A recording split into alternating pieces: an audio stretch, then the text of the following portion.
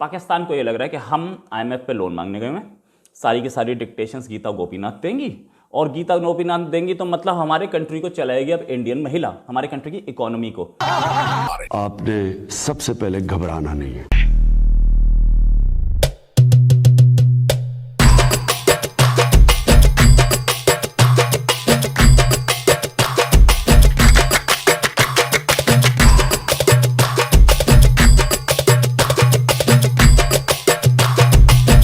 पाकिस्तान डरा हुआ है एक महिला से, एक भारतीय महिला से। महिला का नाम है गीता गोपीनाथ।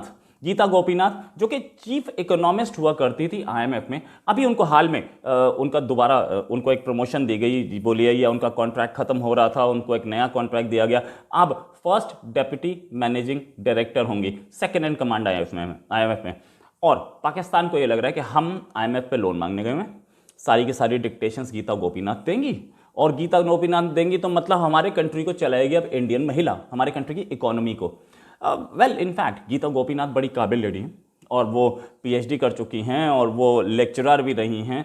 उनकी काबिलियत पे और प्रोफेशनलिज्म पे किसी को शक नहीं है। लेकिन पाकिस्तान डरा हुआ है तो हम क्या करें, असलियत तो यही है। ये बात उनके गले से भी नहीं उतर रही कि पाकिस्तान को इंडियन महिला एक डिक्टेट के, पहले तो महिला के सामने तो वो झुकते ही नहीं है, उनको तो लगता है महिला हमसे इंफीरियर है, साथ में इंडियन हमें डिक्टेट करेगा। ये ईगो जो है ना उनकी बड़ी स्ट्रांग हर्ट हुई है। उनको ये लग रहा है कि यार गीता गोपीनाथ इतने सीनियर लेवल पे बैठ गई हैं और एक इंडियन महिला हमें बताएगी कि आप अपनी इकोनॉमी कैसे चलाइए, हम क्या करें, फंस गए। एनीवेज आपकी मजबूरी है, जाइए, नहीं तो मना कर दीजिए लोन को, देख लेते हैं हम भी कैसे मना करते हैं। पैसा तो चाहिए, आप कैंप लगा के बैठे हैं इतने टाइम से वहां पर, राइट। तो और पैसे की हालत ये कि अपने एम्प्लॉयज को, एम्बेसीज के एम्प्लॉयज को देने के लिए पैसा नहीं। सर्बिया की एम्बेसी ने ट्वीट ही कर दिया था, फिर उसके बाद आपने बोल दिया कि ट्वीट हैक हो गया, और उसके बाद इंडिया ने कर लिया, और ये सब कुछ, वो सब झूठे बकवास, हमें पता है सर कितनी है। किसी का ट्विटर अकाउंट हैक हुआ हो और इतनी जल्दी वापस रिकवर हुआ हो, वो हमें कोई बता दे। मैं किसी, अब मेरे भी 50 के दोस्तों के हुए, किसी का नहीं हुआ। वो उसमें लग जाते हैं 10-12 घंटे तो लगते हैं आराम से, और यहाँ 1 घंटे के अंदर अंदर आपका ट्विटर अकाउंट जो हैक हुआ था वो ठीक भी हो गया। किसको बता रहे हैं, ये सब वो है। अच्छा, दूसरी चीज़, चलिए सर्बिया का मान लेते हैं। ये तो गवर्नमेंट ने माना ही था ना, पाकिस्तानी गवर्नमेंट ने, कि भाई ये बोला था कि भाई पेमेंट नहीं हुआ था, कुछ नहीं हुआ था, हम पेमेंट कल रात ही दे चुके हैं। इसका मतलब सैलरी तो, मतलब पैसा तो नहीं गया था। दूसरी चीज़, अमेरिका की एम्बेसी, उसको भी 4 महीने से तनख्वाह नहीं मिली, पैसा नहीं मिला है, तनख्वाह नहीं मिल रही है अमेरिका में जो एम्बेसी है। तो ये कोई नई चीज़ नहीं है, पैसा था नहीं, आप सऊदी के पास गए, सऊदी से मिला, थोड़ा पार्क किया गया, और कितने गंदे टर्म्स पे मिला है कि वो 48 घंटे में कभी भी पैसा वापस देना पड़ेगा आपको, जिस समय मांगेगा 48 घंटे में वापस देना पड़ेगा। और इंटरेस्ट रेट कितना हाई है। चाइना से मांगा, चाइना से कहाँ मिलना था, चाइना तो पहले ही आपसे खावा बैठा। इनफैक्ट पाकिस्तान जो है इतना आईएमएफ के कंडीशंस में आ चुका है कि रजा बाकिर, जो कि फॉर्मर आईएमएफ ऑफिशियल हैं और आईएमएफ में जॉब करते थे, उनको पाकिस्तान के जो सेंट्रल बैंक है, जो कि करेंसी को रेगुलेट करता है, स्टेट बैंक ऑफ पाकिस्तान, उसका चीफ बनाया आईएमएफ के डिक्टेशंस पे। अब इनको ये लग रहा है कि रजा बाकिर क्योंकि आईएमएफ के आदमी हैं, इसलिए वो गीता गोपीनाथ रजा बाकिर को बताएंगे कि ये करना है, रजा बाकिर उस काम को कर पाएंगे। तो ये उनकी ईगो हर्ट हो रही है। लेकिन हर्ट हो रही है तो क्या हुआ, पैसा तो आपको चाहिए ना, पैसा तो चाहिए, तो भाई कंडीशन तो आईएमएफ की, और आईएमएफ जो है वो अपने हिसाब से काम करता है। खैर सिचुएशन ये कि इंटरेस्ट रेट्स 8.75% पहुंच चुके हैं, किसी भी फेल्ड इकोनॉमी में मिलेंगे इतना। अदरवाइज इंटरेस्ट रेट्स सब कम रखने की कोशिश करते हैं सब। क्यों? इंटरेस्ट रेट्स कम होने से मार्केट को बूस्ट मिलता है। बूस्ट मिलता है इन द सेंस कि अगर आपने इंटरेस्ट रेट को, यही 8% का इंटरेस्ट रेट 3%, 5% पे पहुंच जाए ना, तो जो होगा कि उससे लोग मकान खरीदेंगे, कार खरीदेंगे, इकोनॉमी में परचेजिंग आएगी, पैसा रेगुलेट कर होगा, पैसा सर्कुलेट होगा। तो ये चीज़, ये लो इंटरेस्ट रेट्स आजकल पूरी दुनिया मानती है, लो इंटरेस्ट रेट्स अच्छे, इन्होंने अपने इंटरेस्ट रेट्स बढ़ाए हैं, इकोनॉमी की हालत इतनी खराब है, और इन्हें भी पता होगा, ऐसा नहीं है, मुझे पता है, मैं तो इकोनॉमिस्ट नहीं हूं ना, तो इनके पास तो इकोनॉमिस्ट हैं जिनको ये पता होगा। खैर एनीवेज आगे चलते हैं। इन्फ्लेशन अपने पीक पे भैया, इन्फ्लेशन की ये हालत है, करेंसी डेप्रिसिएट करती जा रही है, करेंसी गिर रही है, 175 रुपए पर डॉलर, कितनी बुरी हालत में है, 175 रुपए पर डॉलर। और ठीक है, इसके बाद और करंट अकाउंट डेफिसिट बढ़ता जा रहा है। करंट अकाउंट डेफिसिट की क्या हालत है अभी आपको बताऊंगा मैं।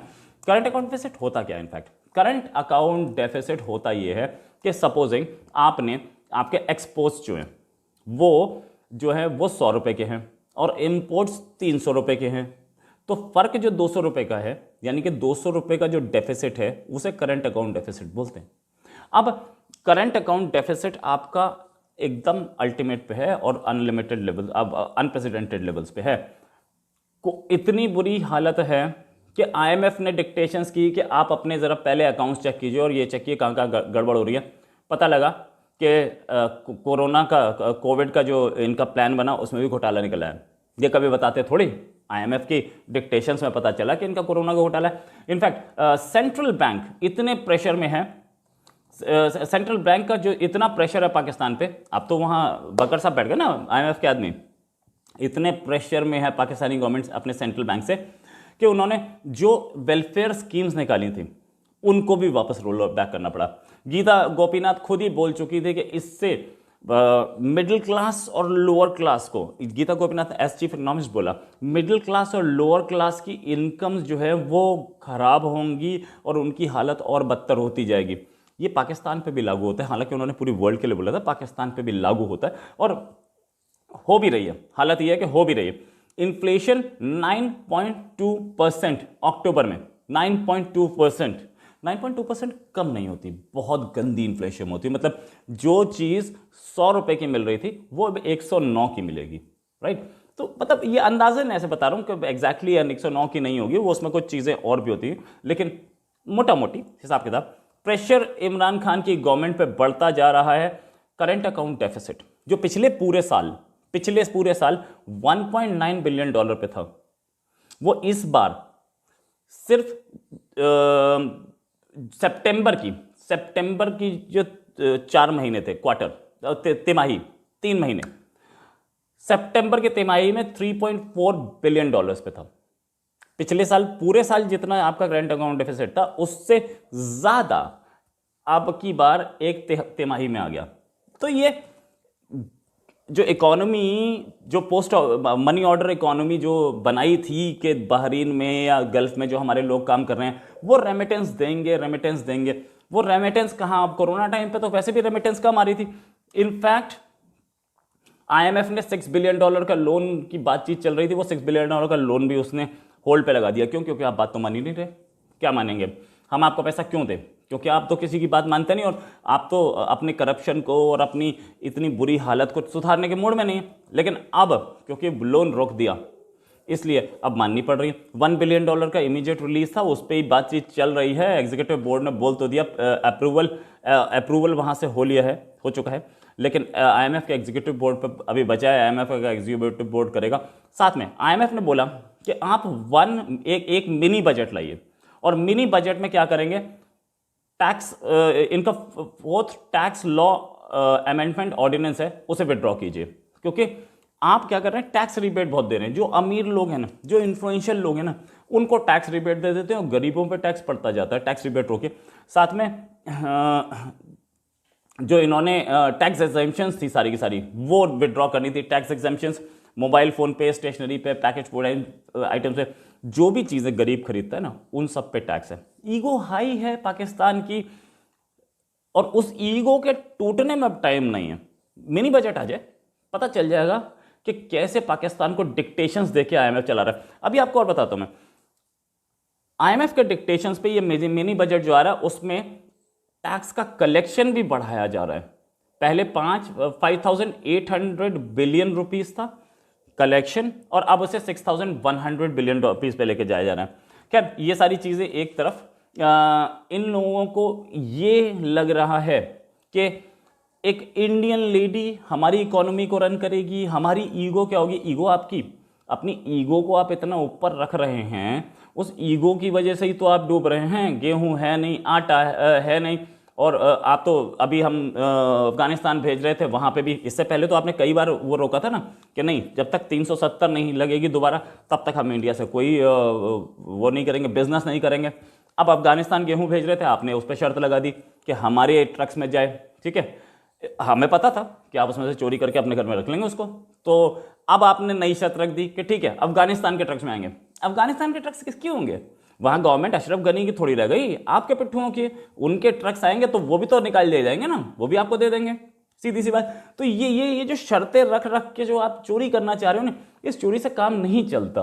ये इस चोरी की जरूरत भी नहीं होती अगर आप अपनी ईगो को और अपनी इस गुंडागर्दी को साइड लाइन रखते। खैर, आपका ये एक चीज और थी, आपने इंडिया से चीनी बड़ी महंगी ले रहे हैं आप मार्केट से, इंडिया से बड़ी सस्ती चीनी मिल सकती थी, लेकिन आपको 370 हर बार याद आ जाता है। क्यों आया था? ईगो है। इंडिया के सामने कैसे झुके? दुनिया के सामने झुकेंगे, छोटे छोटे कंट्रीज के, यूएई के सामने झुकेंगे? कितना छोटा सा कंट्री है, उसकी इकोनॉमी और इंडिया की इकोनॉमी का कंपैरिजन कोई नहीं है। पैसा होगा, फॉरेन एक्सचेंज रिजर्व्स होंगे, लेकिन इंडिया के उससे ज्यादा है भाई। इंडिया में $1 ट्रिलियन क्रॉस कर चुके हैं फॉरेन एक्सचेंज रिजर्व्स। और मतलब, लेकिन आपको तो लगता है ना हमारा इस्लामिक उम्मा, हमारा इस्लामिक भाई भाई कुछ नहीं भाई, वो आपकी परवाह भी नहीं करते। Can anyways, let's come back to the point. ये 70 साल पहले, ये सॉरी 30-40 साल पहले हुआ करता था कि पाकिस्तानी इकोनॉमी जो इंडिया की इकोनॉमी से बेटर थी। रुपी भी जो है ना वो हमारे रुपी से महंगा था। मतलब अगर हमारा रुपी कहीं 40 रुपए के आसपास है पर डॉलर, तो इनका 30 रुपए के आसपास होता था। अब तो सिचुएशन बिल्कुल पलट गई, अब तो डबल से भी ज्यादा पे। और इनकी वो ईगो नहीं जा रही है, इनकी वो माइंडसेट अब तक नहीं जा रहा है कि हम एक छोटी इकोनॉमी है। बोलते कई बार हैं कि इंडिया एक बड़ा कंट्री है, क्योंकि अब तो हालत खराब हो गई, बोलते हैं बड़ा कंट्री है, लेकिन ये बड़ा कंट्री तो उस समय भी था ना। उस समय तो आपकी ईगो ऐसी आई थी, इंडिया हम कैसे करेंगे। जहां तक बात यह कि पूरी सिचुएशन जब पलट चुकी है, तो इस सिचुएशन को समझना बहुत जरूरी है। और इंडिया आपके पड़ोस में है, आपको इंडिया के बिना ना आपकी नैया पार नहीं लगेगी, सच ये है। और कश्मीर को लेना है तो ले लीजिए, जिस यूएई से आप $1 बिलियन मांग रहे हैं ना, वही कश्मीर में, इंडिया के कश्मीर में इन्वेस्टमेंट कर रहा है। इंडिया के स्टैंड को वो बिल्कुल एकदम स्टैंप लगा के दे रहा है कि इंडिया का स्टैंड सही है, क्योंकि इंडिया का है कश्मीर।